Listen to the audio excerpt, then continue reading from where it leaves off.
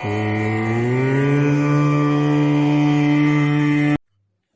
గురుభ్యో నమ.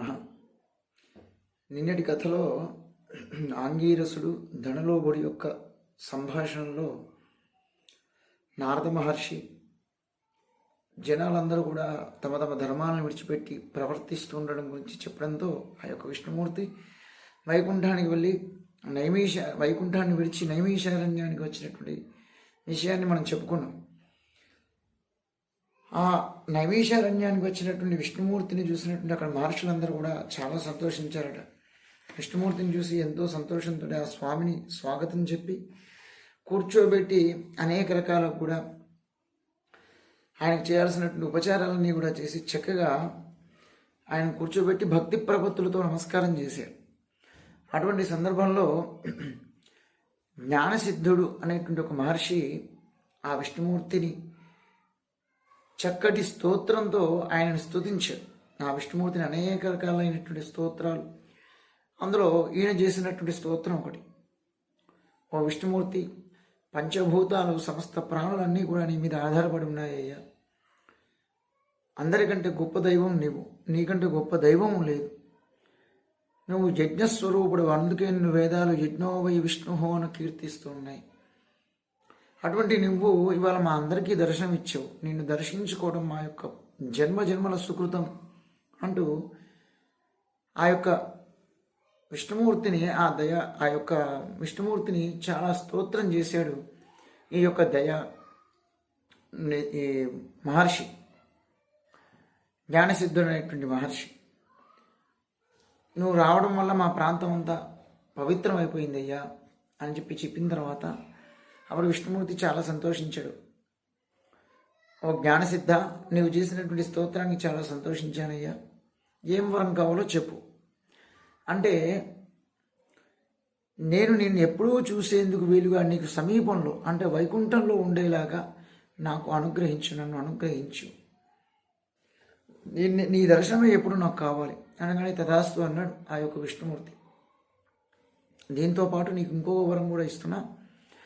అదేమిటంటే, ఈ లోకంలో చాలామంది దురాచారాలను పాటిస్తూ ఉన్నారు, మంచి పనులకు దూరం జరుగుతూ ఉన్నారు, పాపకార్యాలు చేస్తున్నారు. అటువంటి వారందరి పాపాలను తొలగించేటువంటి ఒక వ్రతాన్ని నీకు చెప్తూ ఉన్నాను. అదేమిటంటే, ఆషాఢ శుద్ధ ఏకాదశి నుంచి కార్తీక శుద్ధ ఏకాదశి వరకు 4 నెలల పాటు నేను యోగ నిద్రలో ఉంటా. ఈ సమయం చాతుర్మాస్యం అని అంటారు.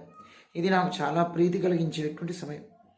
ఇటువంటి ఈ చాతుర్మాస్యంలో ఎవరైతే సత్క్రమాలు ఆచరిస్తారో, ఎవరైతే ధ్యానము, తపము, దానము మొదలైనటువంటి 4 నెలలు చేస్తారో వారికి పాపాలు తొలగిపోయి నా సన్నిధానంలో శాశ్వతంగా ఉండేటువంటి అవకాశం ఉంటుంది అని ఆ చాతుర్మాస్యం గురించి ఆ విష్ణుమూర్తి ఆ మహర్షితో, జ్ఞానసిద్ధమైనటువంటి మహర్షితో చెప్పి దాని విధి విశేషాలని నియమాలని కూడా ఆ విష్ణుమూర్తి సాక్షాత్తుగా ఆ జ్ఞానసిద్ధ మహర్షితో చెప్పి, ఓ మహర్షి, ఈ వ్రతాన్ని నీతో చెప్పా కదా, మరి దీన్ని జనాలందరికీ చెప్పు, నువ్వే, ఆ బాధ్యత నీదే.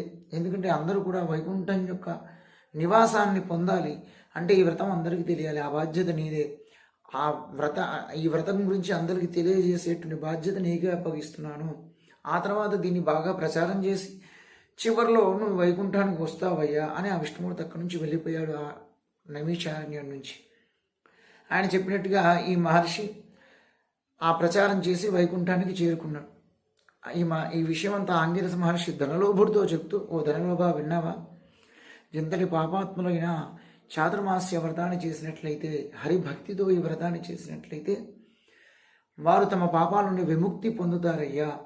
ఈ వ్రతాన్ని ఆచరించినటువంటి వారికి 100 యజ్ఞాలు చేసినటువంటి ఫలితం వస్తుంది అని ఆ ఆంగిరసుడు ఈ జ్ఞానసిద్ధుడికి ఆ విషయాన్ని అంతటిని కూడా చెప్పారు.